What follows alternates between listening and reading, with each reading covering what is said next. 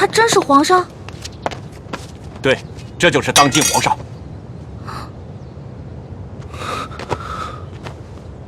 微臣参见皇上。丫头，你白长了一双大眼睛，中看不中用。你可知这玄烨在先皇的皇子中排行老3，龙三的名字是他平时出宫微服私访时的化名。你也不好好想想，他要不是真正的皇上，何来的这等的气象啊？你真的是皇上？3日侍寝的时候，为什么朕要戴着面具？朕跟你说话的时候也是破绽百出，可是你都没有发现。朕还从来没有见过像你这么单纯可爱的女孩。皇妹，赶紧下跪！你这个骗子！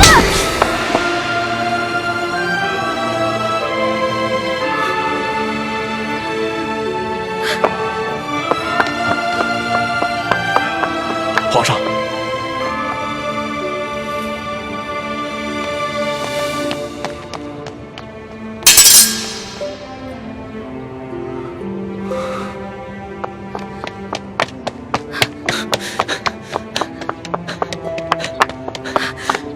你给我站住！你给我放开！你就是个混蛋，你就是个无赖！你吃了寻衅豹子胆了！你不仅敢打朕，还骂朕是骗子无赖！你本来就是骗子，本来就是无赖！你知不知道你现在说的每一句话都够砍你100次头了？砍吧，反正现在鳌拜已经被你制服了，留着我这个猪脑袋也没什么用了。好，你不怕死是吧？那你哥哥呢？你知不知道你打了朕要被诛9族的？好啊，你先是利用我，现在利用完了对吧？我没有价值了，你就知道欺负我，砍我的头，还要诛我9族，有你这样欺负人的吗？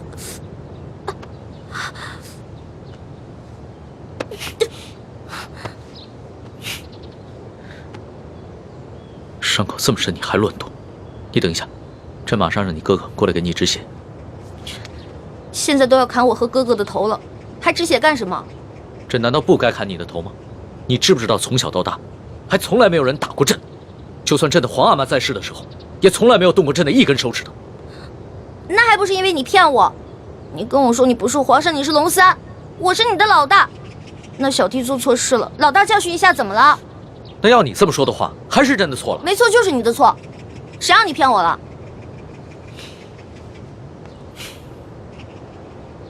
不过龙小弟，你不会真的要砍我跟我哥哥的头吧？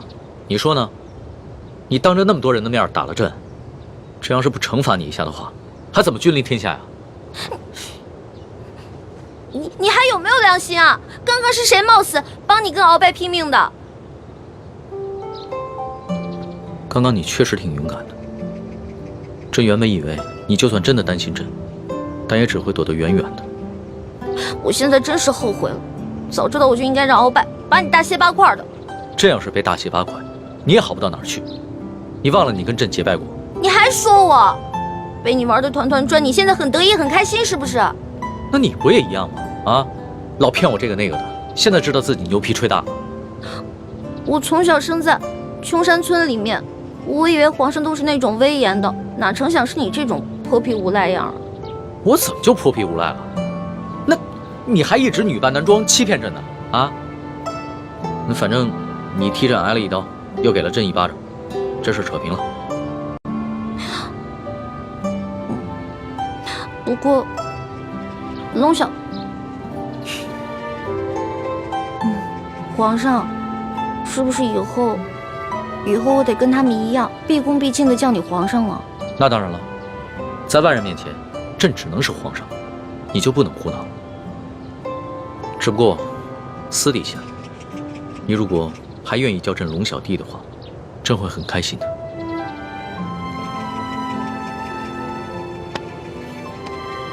是不是疼死了？所董，奴才在。朕封你为国史院大学士。奴才谢主隆恩。还有你的那些属下，护驾有功，全部每人晋升1级，赏白银1000两。谢皇上。奴才遵旨。皇上万岁！万岁！万万岁！平身吧。这。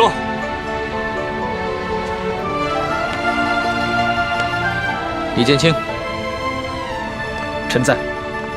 朕封你为太医院副院判，赏黄金100两。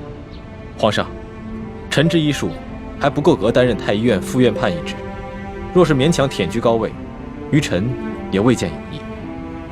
臣护驾乃是臣分内之事，不求封赏，只求当好一名御医。你年纪轻轻就能淡泊名利，很好。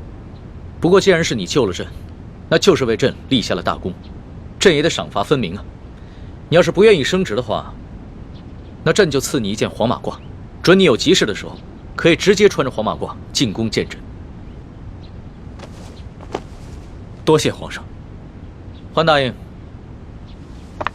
奴婢在。你为了帮朕铲除鳌拜，不惜冒着生命危险潜伏在鳌拜的身边，还识破了鳌拜要给朕下毒的阴谋，为朕擒下鳌拜立下了首功，可谓是有胆有识、有勇有谋的女中豪杰。你想要什么，尽管说出来，朕都会遂你的愿。皇上，奴婢只有2件事想请求皇上。这第一件事，想让皇上撤去奴婢的答应之位。朕本来就要准备取消你答应的封位，封你为嫔，让你做一宫之主。皇上误会了，奴婢不是嫌答应的封位太小，而是奴婢只想做一个小小的宫女。为什么？因为奴婢的满8旗身份是鳌拜帮我伪造的，之前为了迷惑鳌拜，所以皇上给奴婢封了一个答应之位。可是现在鳌拜已经就擒了呀，所以奴婢也没有必要再假意的做皇上的后宫嫔妃了。这有什么的？朕早就想过了，找一个8旗的宗亲认你做义女，赏你们李家一个满8旗的身份就是了。其实这跟几旗也没什么关系。最主要的是，奴婢年少的时候家里给奴婢定了亲，虽然奴婢的未婚夫前几年外出游学，暂时失去了联系，但是婚约还是在的，所以奴婢没有办法侍奉皇上。你的意思是，将来有可能还是要出宫，去跟你的未婚夫完婚？这大清朝跟历代历朝都是一样的，推崇信义为先，这婚约自然也要遵守，所以奴婢就不能侍奉皇上，希望皇上成全。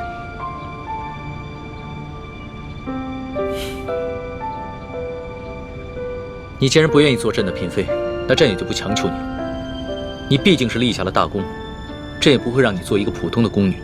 这样吧，朕就留你在御书房，做朕的笔墨侍书。等将来你的未婚夫有了消息，朕就让你出宫去和他完婚。奴婢谢皇上恩典。这个笔墨侍书，以前宫里是没这个职位的，而是朕特意为你而设。你既不是后宫嫔妃，也就不适合住在东西12宫中的任何一宫之中。这样，让人在后宫之中找一处幽静的住所，赐名永乐斋，暂时拨给你住。谢皇上恩典。那你的第2个要求呢？我第2个要求很简单，奴婢知道皇宫里有一个宝库，里面有好多奇珍异宝，奴婢想进去转一转。你还真是个小孩心性。好，朕准你了，准你去宝库逛一逛，顺便挑拣自己喜欢的宝贝，就当是朕给你的赏赐。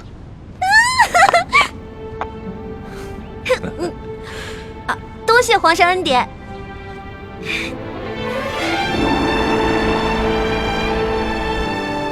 石叔姑娘，哇，请。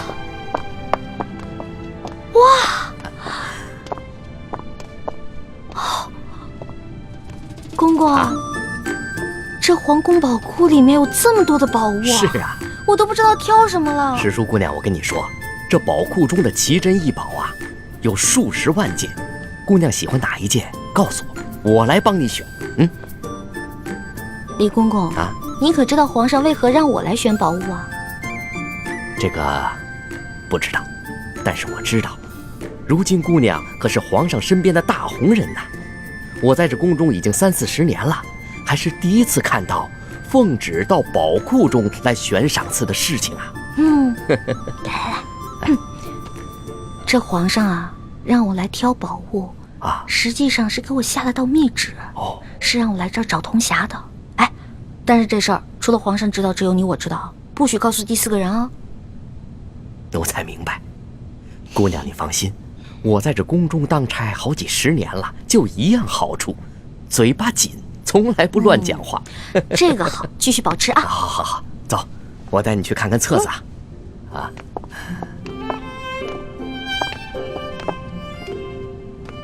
姑娘，这宝库里的所有宝物啊，都在这个册子里面。我们看看这个铜匣，这个是铜匣的，你看看，这个宝库里的铜匣呢，一共有174件，不知姑娘想要哪一件？李公公啊，这个铜匣呢？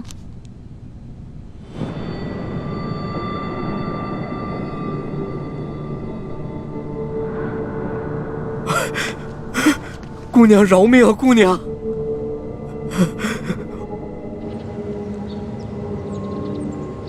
什么？铜匣被鳌拜拿走了？李公公说大概3个月前吧，这个鳌拜呢私自拿走了一个铜匣，还叮嘱他不能告诉任何人。我去登记册上看到铜匣的形状，应该就是我们要找的那个。恐怕不是鳌拜私下拿走的，是李公公亲自拿去献给鳌拜的。这个李公公现在还不知道，我们已经知道了他是鳌拜的内奸，所以他在言语中呢为自己脱罪遮掩。哎，朱哥哥，我可听了你的话啊，没有揭穿他。你刚才说什么？3个多月前，那不正是义父告诉我们铜匣秘密的时候吗？难道鳌拜也知道了铜匣的秘密，所以抢先一步拿走了铜匣？可是鳌拜怎么知道铜匣的秘密呢？难道我们明珠谷出了奸细？奸细？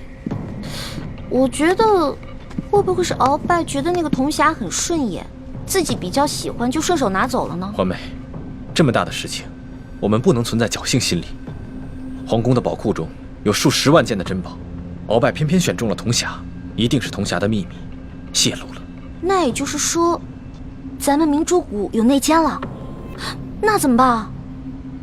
眼下之计，只有想办法到鳌拜府上拿到铜匣，在暗中通知师傅们排查谷中所有人，找到奸细。学姐姐说的有道理，之前这康熙啊，一直担心我中了大补丸的毒，但他不知道咱们已经把毒悄悄的给解了，所以呢，我可以借口找解药，亲自搜查鳌府，康熙肯定会答应我的。环美，康熙一直对你言听计从，就连你之前打了他一巴掌，他也饶恕了你。但是，你千万不要被他的柔情蜜语所迷惑。朱哥哥，哎呦，你在其他事上都挺大气的，怎么这件事上这么小气呢？我接近康熙，还不是为了帮你实现为你父皇报仇、光复大明的梦想，结果你还怀疑我。对不起，环美，是我想多了。也不知道为什么，我心里总是不踏实。等我们拿到了铜匣，一起撤出紫禁城，再也不要见康熙了，好吗？怎么，你不愿意啊？哎呀，说实话啊，在这皇宫里呢，有最大的老大罩着我，想吃什么吃什么，想玩什么随便挑，这种感觉还真让我轻飘飘的。我还想多享受几天呢。你呀，哎呀，好了，我只是把我自己内心的话说出来而已嘛。为了不让你生气，我保证等找到铜匣以后，跟你们一起撤，行了吧？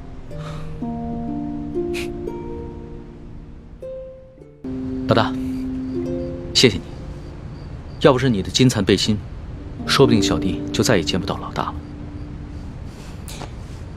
哎呀，这个金蚕背心我穿着也没什么用，我跟这世上的人无冤无仇的，也没有人想害我。倒是你，虽然高高在上，所有人都对你很恭敬，指不定多少人想害你。拿着吧，给你了。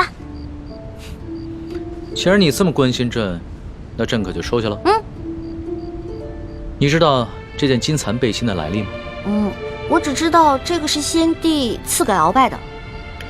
这件金蚕背心呢，是前明崇祯皇帝的贴身之物。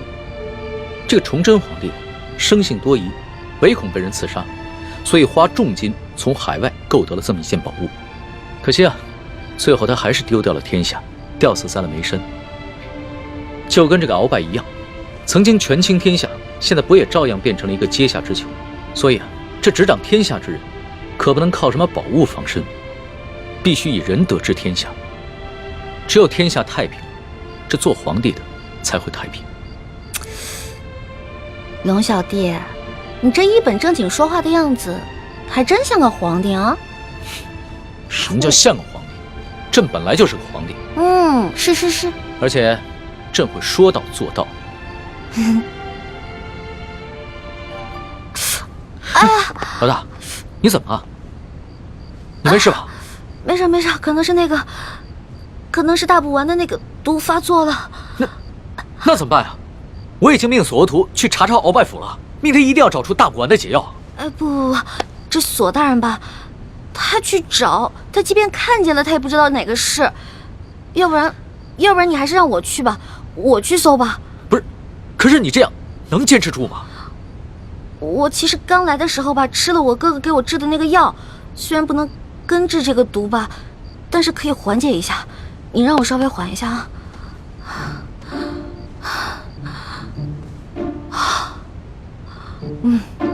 好多了，应该没问题了。行吧，那你就赶紧拿上朕的金牌，去鳌拜府查吧。老小弟，如果我去搜的时候看到一些金银财宝，我能不能顺便带走点？老大，你在宝库里边挑了那么多宝贝，还不知足？钱是个好东西嘛，多多益善啊。你呀，真是个小财迷。所以，龙小弟，你这话是答应了？啊，谢谢龙小弟。这样，等我发了大财以后，一定带你去京城第一酒楼吃顿好吃的，行不行？好，就这么定了。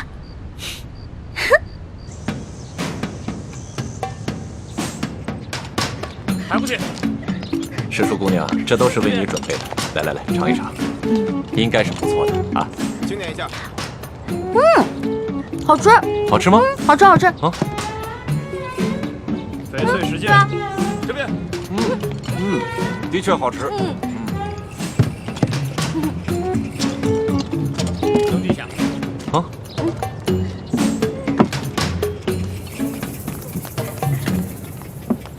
表姨父，这是查抄的物品清单，您过目。啊。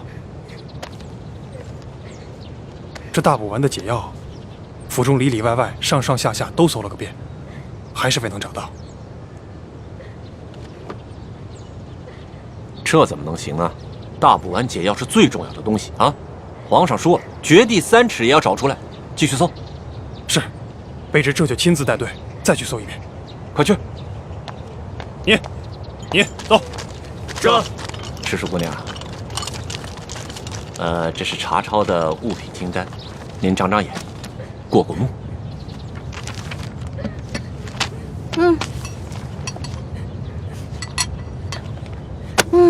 不用看了，这个不对。不对。哪里不对啊？啊，师叔姑娘。这个清单啊，肯定不对。这不对吗？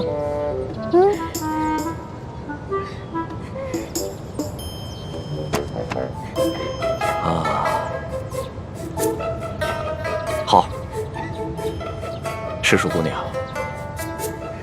咱们能不能借一步说话？好啊。走。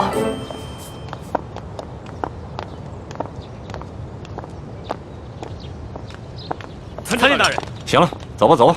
这，走。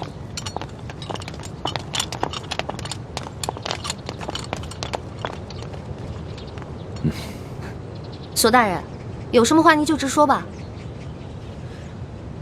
哎，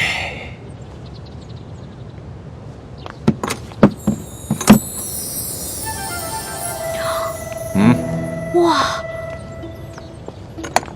这么多金银珠宝啊，连在皇宫的宝库里都没见过呀。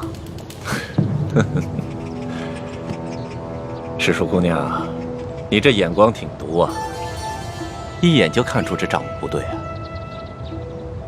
实话实说吧，这2箱宝物还真就没入账。咱俩来鳌拜府也不能白辛苦这一趟吧？咱们2:1天作5，把这2箱宝物给他分了，这样如何？分了，这不太好吧？这有什么不好的啊？这皇上命咱们俩来查抄这鳌拜府，其实就是想赏咱们俩一个发财的机会，这你都不懂吗？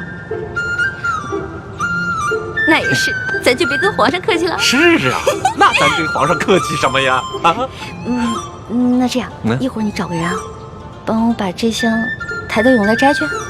没问题啊，这个包在我身上，你就不用担心了啊。那世淑姑娘，这些账目可对了？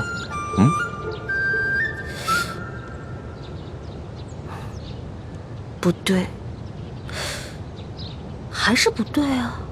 什么不对啊？世淑姑娘，这还有哪儿不对呀？啊？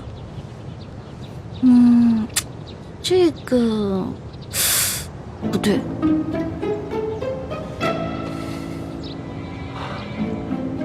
行，你厉害，走，跟我走。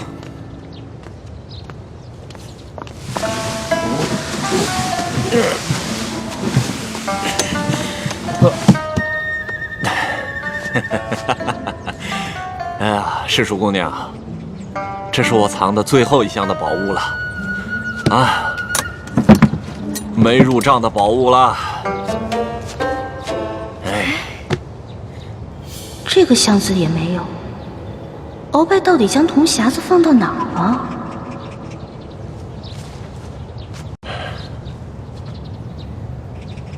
世淑姑娘，这最后1箱宝物，我本来是要留下来，孝敬其他王公大臣的。你想啊，咱俩捞到了这查抄鳌拜府的肥差，这朝里多少眼睛盯着咱俩也不能不懂规矩啊，是不是？是啊，索大人啊，我虽然不是特别懂你们这朝中的复杂关系吧，但是我也知道，这人要懂得分享，不能吃独食，不然啊会招来祸灾的，是不是？是啊，哎呀，世淑姑娘就是聪明伶俐，难怪皇上这么宠爱你。哎，那现在这账目可对了？这账目是对了，但是我这解药还没找到呢。对呀，这解药没找着。鳌拜这奸贼实在是狡猾的很呐，这找不着解药，咱俩怎么向皇上交代呀？索大人，您看这样，您让手下的人呢去审一审鳌府的人，问问这鳌府里面有没有什么密室之类的。对呀，我怎么就没想到这一点呢？啊，哎呀，还是世淑姑娘更胜一筹啊！那咱这个先放着，查解药去。走。世淑姑娘，你瞧这个地方机关重重，也不知道藏了多少宝物，说不定这大补丸的解药就藏在里面。索大人，这个机关十分的复杂，我们真的没办法打开啊！废物，一群废物点心，这点事儿你们都办不好啊！我告诉你们，再给你们1个时辰，如果你们再打不开，我把你们这没用的手给剁下来。我剁下来知道吗？我知道，我们开。索大人，消消气啊！我觉得他们打不开，跟您站在这儿也有关系。您想啊，您站在这儿，他们紧张啊，紧张肯定打不开。要不然您看这样行吗？您到外面啊歇息，喝个茶，我来看着他们。还真说不定啊。那行，那就麻烦世淑姑娘帮我先盯着点儿。好嘞。啊，你们听好了啊，一切都听世淑姑娘的安排。是。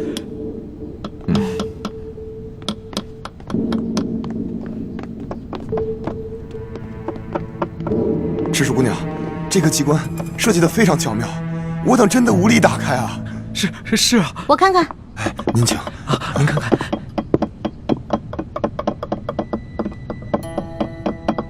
哎，世淑姑娘，你也会开机关啊？嘘，小声点啊，这事儿不能声张。这个机关我要是开不了的话，你俩手可就保不住了啊！是，我们不说。我这次要是开不开的话，千万别怨我啊！不会，能开。来，您请。哎，您请。天灵灵，地灵灵，保佑我一定要开啊！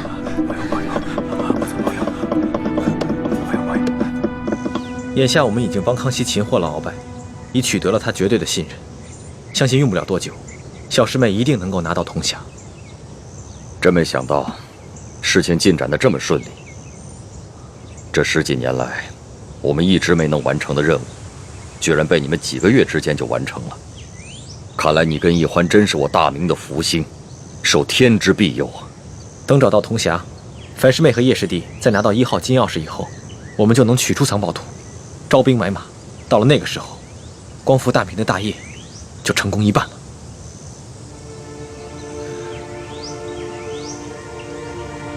唉，怎么了，义父？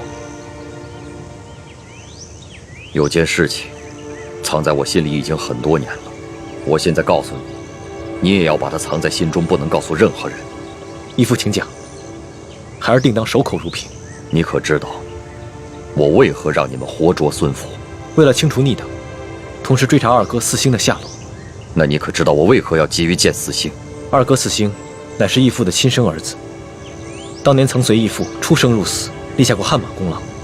现在二哥下落不明，义父下定决心寻找他，当然是出于父子人伦，人之常情。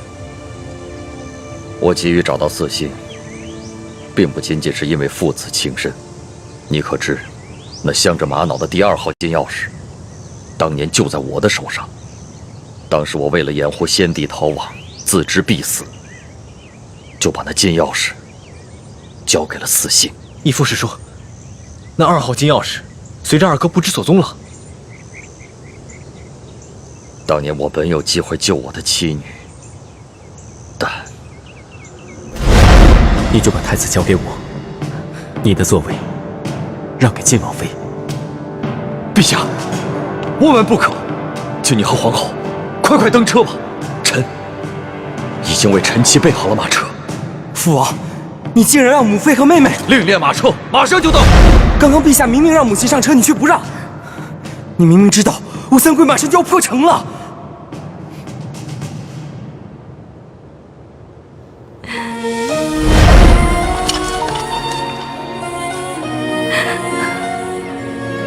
什么？你要抛下母妃和妹妹不管？国难当头，顾不了我们自己的家。爹，可是没有可是，执行军令。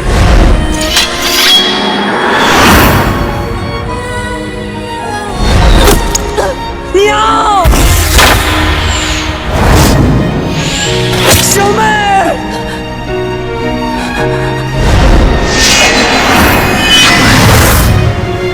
从今往后，你不再是我爹。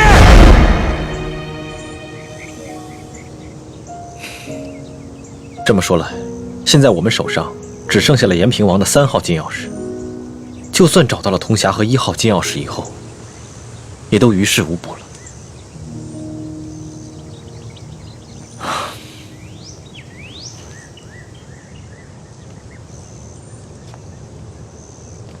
这么多年来，这件事情一直是我心头的一块大饼，我没敢告诉任何人。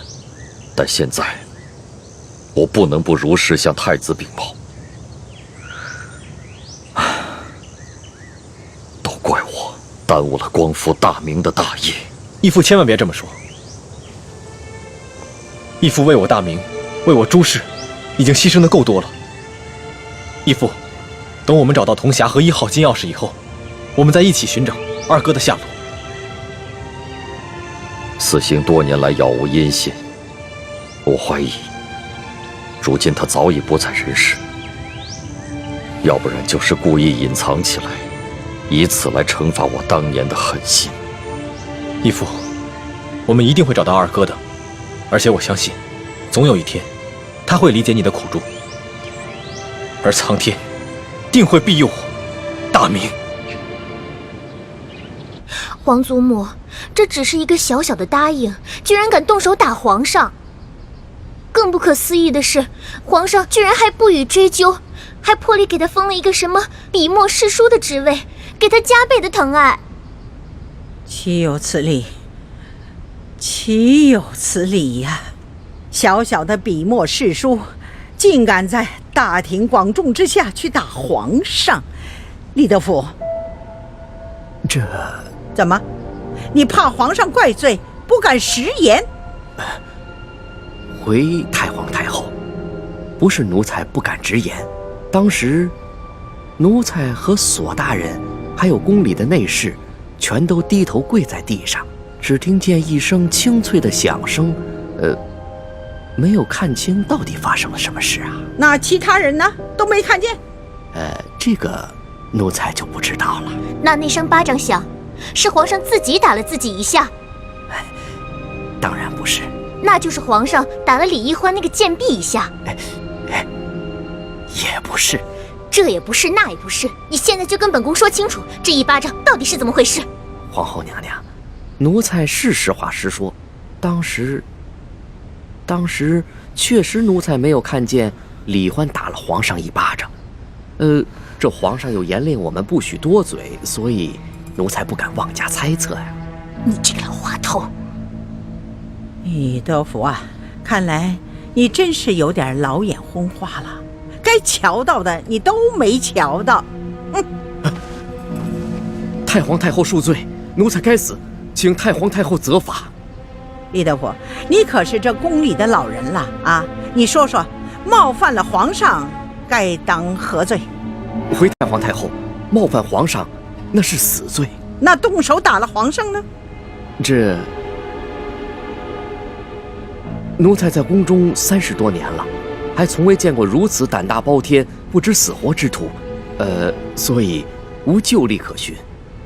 但显然当处以极刑，诛灭九族。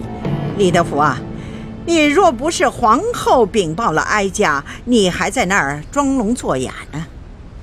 奴才该死，奴才该死！哎呀，李德福啊，李德福，你服侍了哀家已经整整30年之久了。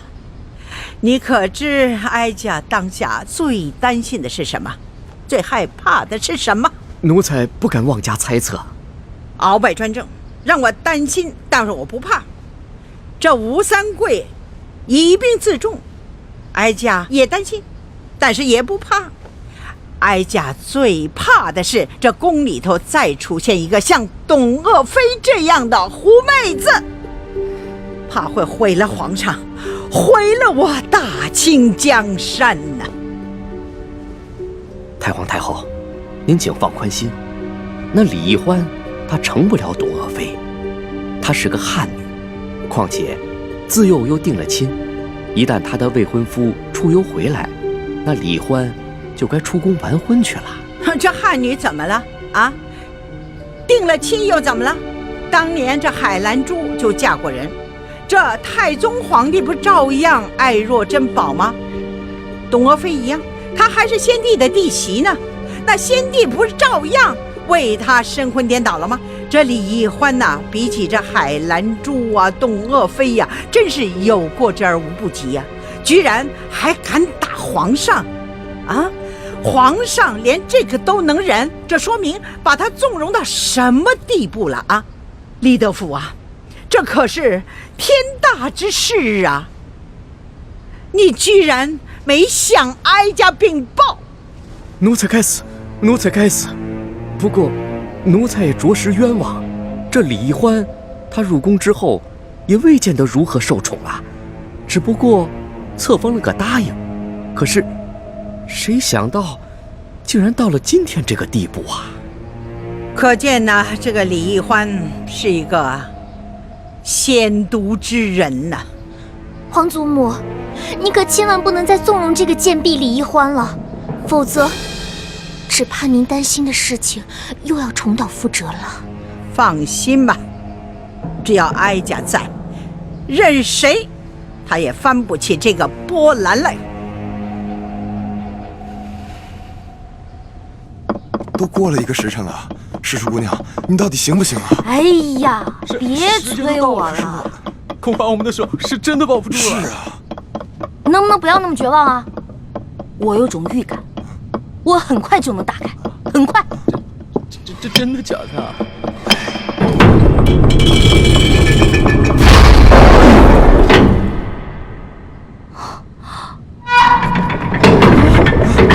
多个时辰了，还没打开吗？我打开了，我打开了！世叔姑娘，你可太棒了！哎，世叔姑娘，真是没想到，你居然会开机关呐，太了不得了！走，不是，赶紧休息一会儿。我不会开机关，我是之前皇上不是安排我在鳌拜府当卧底吗？哦，我看见过几次，照葫芦画瓢，你看捣鼓了1个时辰才给捣鼓开。哎，世叔姑娘，真是没有想到。你看这么一次就能够记下手法来，这可太了不得了，真是聪慧过人呐！走，咱们休息一会儿。如今鳌拜倒台了，我弟弟有何反应？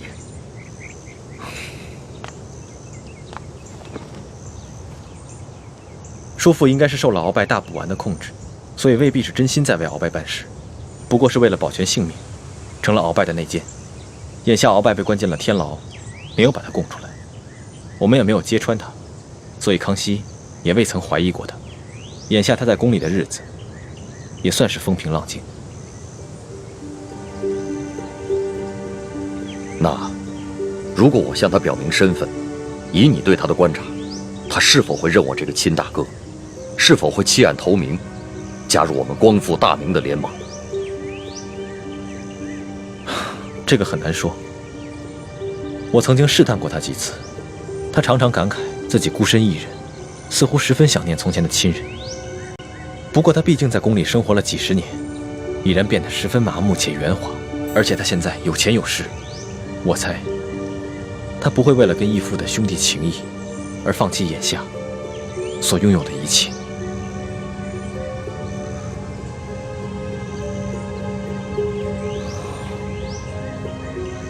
好吧，那就再慢慢观察观察。哎，世叔姑娘，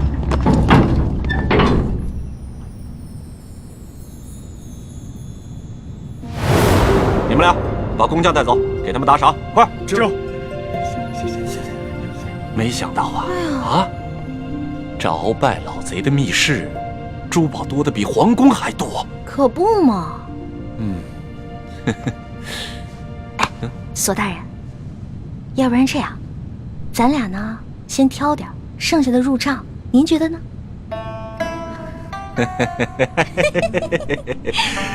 这和世叔姑娘一起办案，真是太开心了。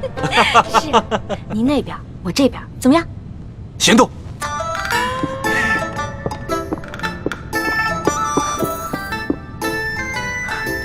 真是皇天不负有心人，我终于找到你了。哼，朱哥哥，看你以后还好意思骂我笨。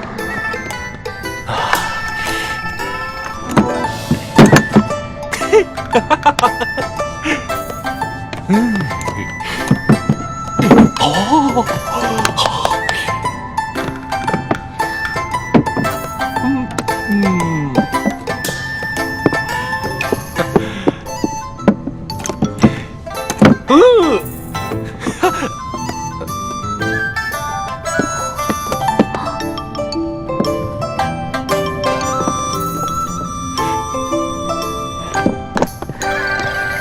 哎，世叔姑娘，你这就挑好了？当然了，再多挑点吧。哎，不了不了，我挑的已经够多了。索大人，您再接着挑点呗。我呀，哎呀，我想起来了，不对呀。怎么了？这大补丸的解药还没找到呢，怎么跟皇上交代？那您要不要再带着手下人继续看看？您看这天色不早，我挑的已经够多了，我先撤了。好嘞，那我送你出去。来来，谢谢索大人。慢点，慢点，慢点。好好好。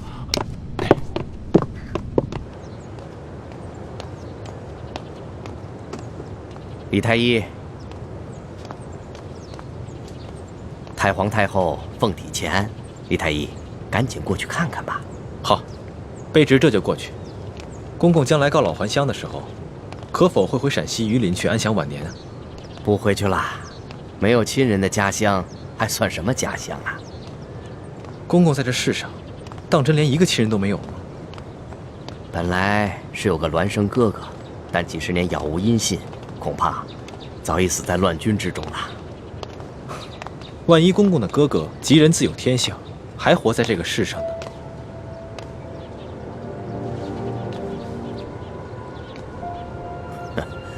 怎么可能呢？在这世上，怎么可能有那么好的事呢？啊，快走吧，太皇太后还等着呢。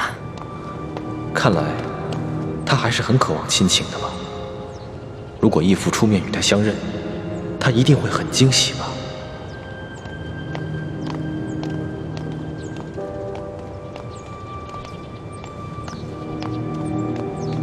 公公，太皇太后的病一向是院判大人亲自救，今日怎么突然选我这个排名最末的太医？这个咱家就不清楚了。也许是院判大人觉得你年轻，却医术高明，太皇太后也就留上心了吧。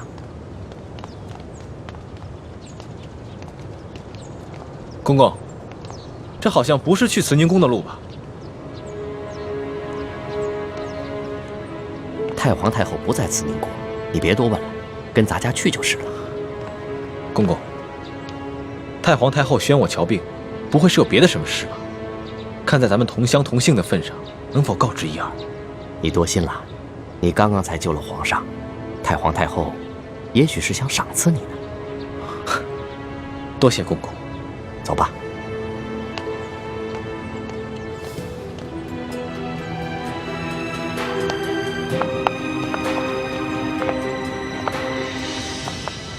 厉贵人，您吉祥。李公公安好。微臣参见厉贵人。李太医免礼。谢厉贵人。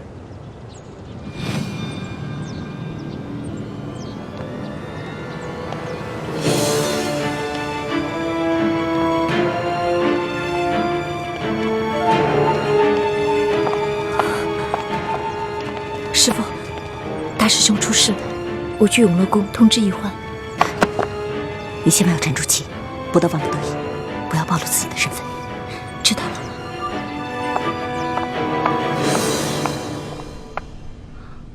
吗？踏破铁鞋无觅处，得来全不费工夫啊！如果朱哥哥看到这个铜匣子，一定会惊喜万分的。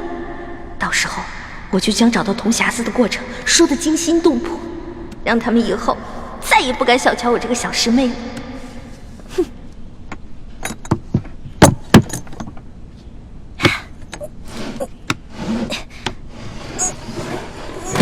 一欢，谁？一欢，快去救大师兄，快啊！啊！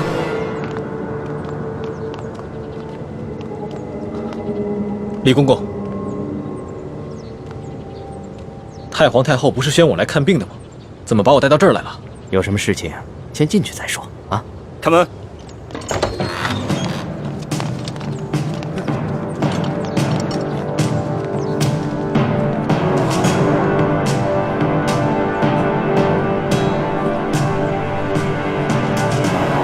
李公公，这到底是怎么回事？太皇太后懿旨，将你们这些捉拿鳌拜有功的人聚在一起，每个人赐一杯御酒。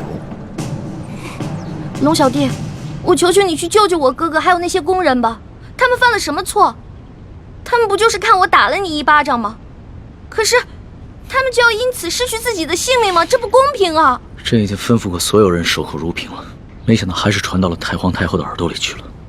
现在太皇太后已经下了懿旨，朕也不好公然对抗她的权威啊。太皇太后的权威，难道比那些人的性命还要重要吗？太皇太后要维护的是皇权的威严，这是紫禁城有很多规矩，不仅这里的大小奴才要遵守，连朕也必须得遵守。祸是我闯的，跟他们没有关系。之前打了您一巴掌，你打我吧，打我多少下都行。你别闹了，你以为这是小孩子过家家呀？现在做什么都来不及了，太皇太后不会放过你的。等他处理完你哥哥那些人，就会轮到你了。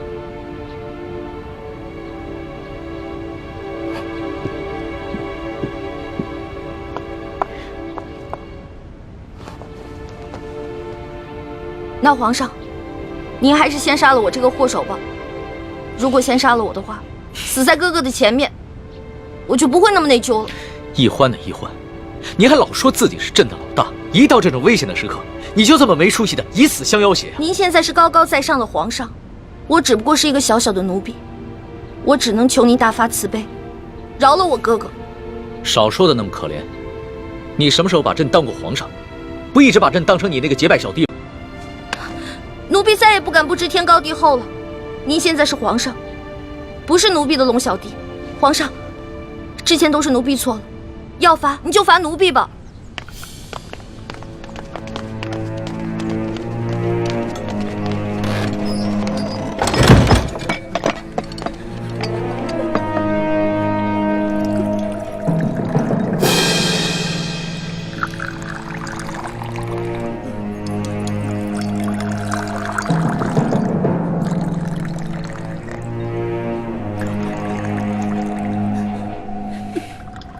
你先起来吧。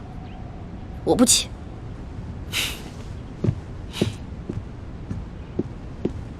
起来吧，这么跪着也不是办法。皇上，我求求您了，您能不能去救救他们呀？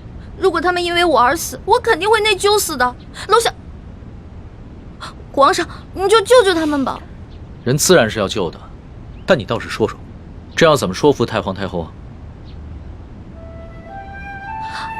您可以跟太皇太后讲齐桓公跟管仲的故事。当年，管仲为了救自家主子，向齐桓公射了一箭，但是那个箭正好射到了齐桓公的腰带上，齐桓公没有死。后来，齐桓公不计前嫌，任用管仲当了国相。管仲感激涕零，倾尽一生的才华，辅佐齐桓公，最后成为春秋五霸的首位。皇上，您不会连齐桓公都不如吧？论气度，朕自然是不输齐桓公的。可是你能比得了管仲吗？论治国之才，奴婢当然比不上管仲的一根汗毛。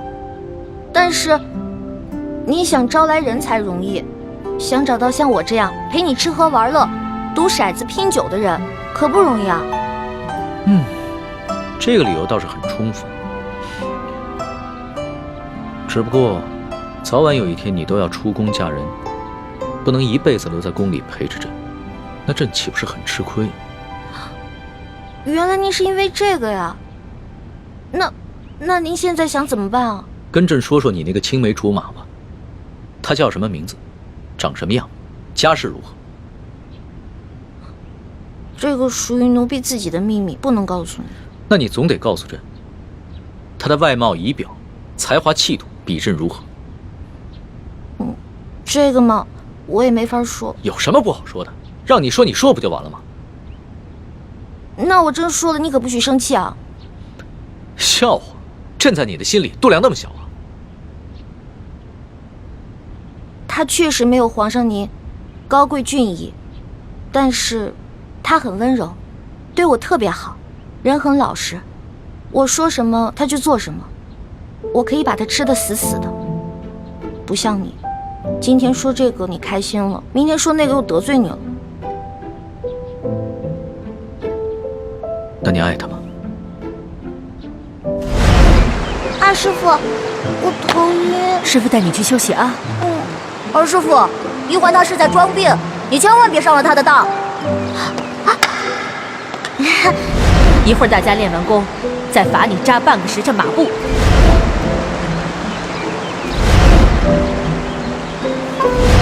玉欢妹妹，你别生我的气了好吗？欢妹妹，这个给你，我们和好吧？核桃酥。那。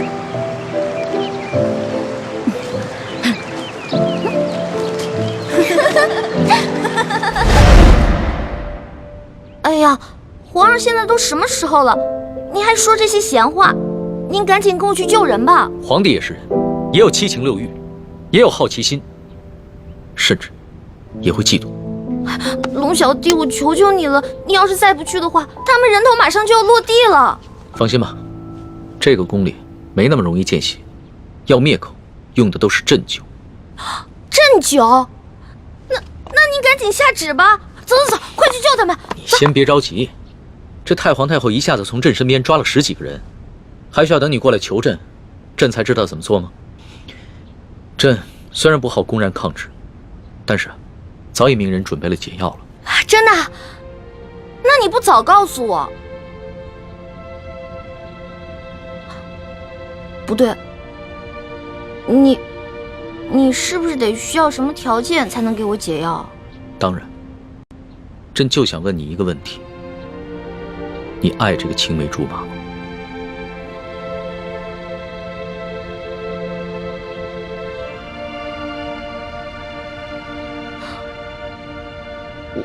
我不是不告诉你，说实话我也不知道，我只知道我们是青梅竹马，从小他就对我特别的好，以后我肯定是要嫁给他的。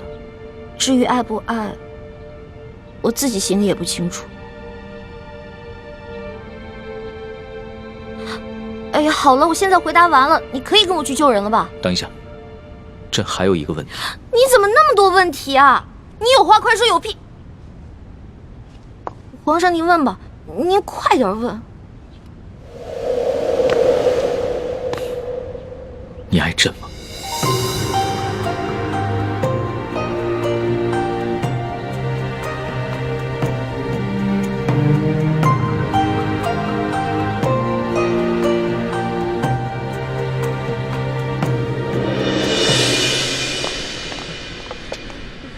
这是太皇太后赐给你们的御酒，你们每人各取一杯，享用吧。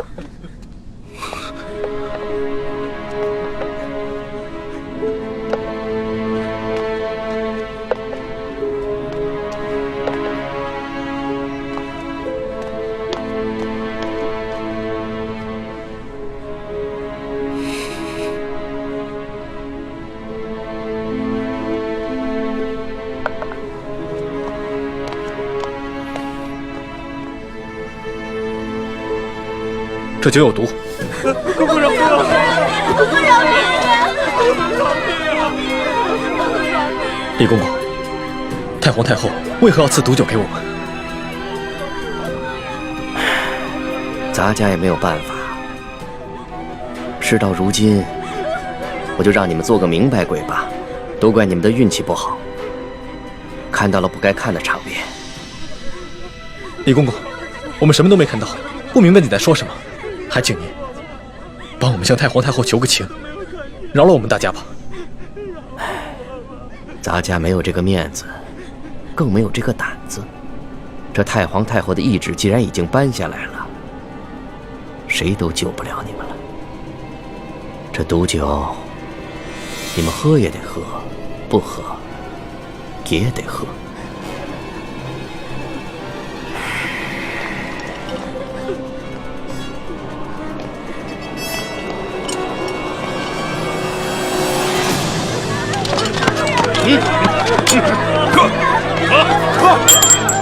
喝，早快喝！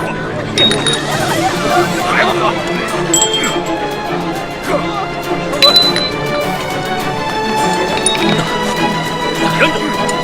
李公公，我有重要的话要跟你说。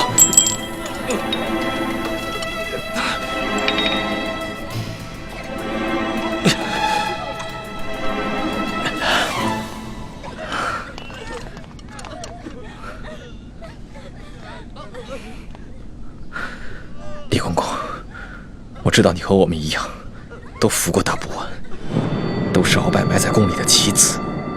今天，你若不救我和这些宫人，那么你的秘密，我也不会再替你保守了。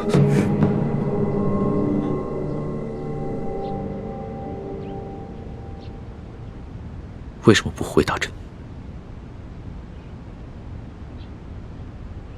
我不知道怎么回答。如果我说实话，我怕你不开心不给我解药；但是如果我骗你的话，那就是犯了欺君大罪了。你就照实了说，朕答应，不论如何都会救你的哥哥和那些工人。真的？天子之语，金口玉言。不爱。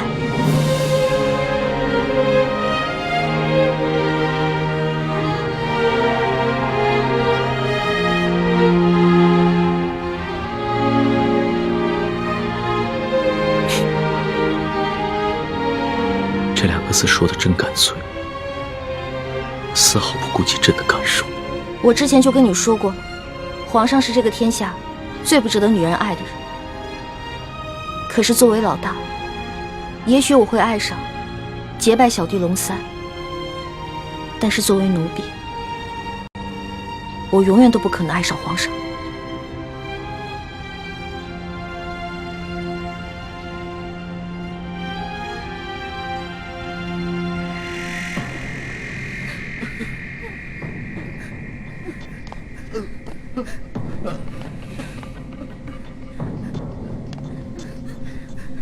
杀了他！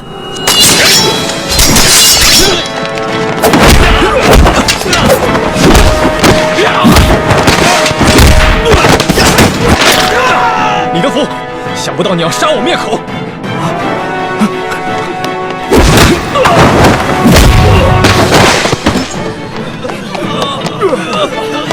快追！快追啊！站住！快！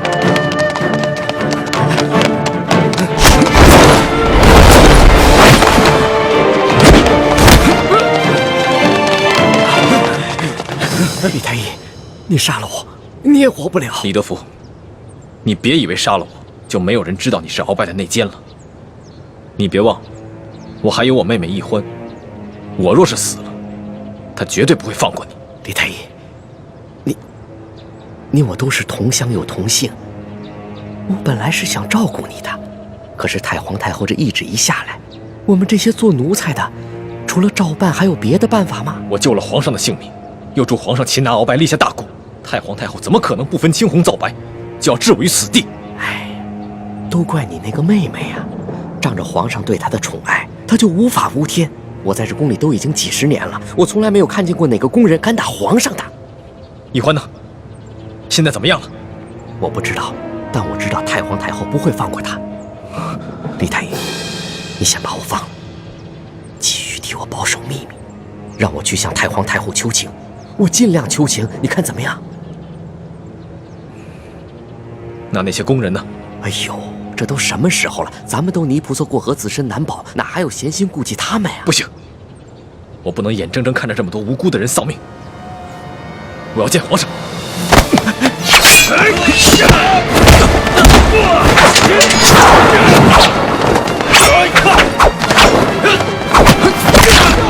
住手！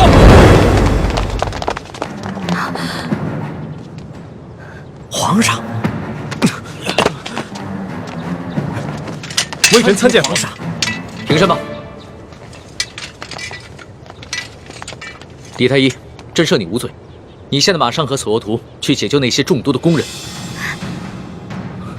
微臣遵旨。这，快！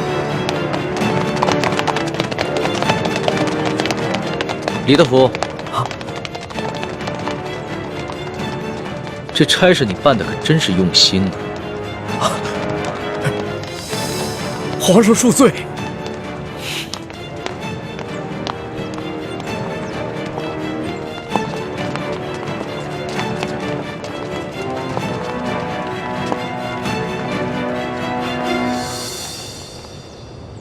石叔姑娘，老奴也是实属无奈。石叔姑娘，您大人大量，不要记恨老奴啊！中堂大人，公公有礼了，宫中一切可好？中堂大人，您放心吧，一切尽在中堂大人的掌控之中。皇上好吗？皇上现在还是每天跟一些小伙伴们摔跤玩耍，无心朝政。他那都是故意，做给老夫看的吧。当年顺治爷临终托孤的景象，老夫是历历在目。不过如今皇上翅膀硬了，不把我等老臣看在眼里了。是时候给他点教训了。那中堂大人，您的意思是？每日给皇上一盅补药吧，接着看着他喝下去，懂了吗？奴才懂，奴才懂。你是如何知道的？公公，我这口技练得还不错吧？原来那晚你也在马车上，那你是如何知道是我？公公啊，虽然您那天行事谨慎，带着黑纱，我看不清您长什么样子，但是我看到了您耳朵后面那颗痦子，所以我还是认出了是公公您。李欢，太皇太后果然说的没错，你真不是一个简单的小丫头。可是李公公啊，这太皇太后也看错了您啊，您也不是一个忠心的奴才啊。你到底想怎么样？李公公，您知道的，我和这个人啊是不会害别人的，但是我最讨厌的就是那种害人的人，所以只要您不对我们兄妹两个起什么歹心，那我们自然不会对您怎么样。但如果您的心里对我们兄妹两个……皇上，等等我！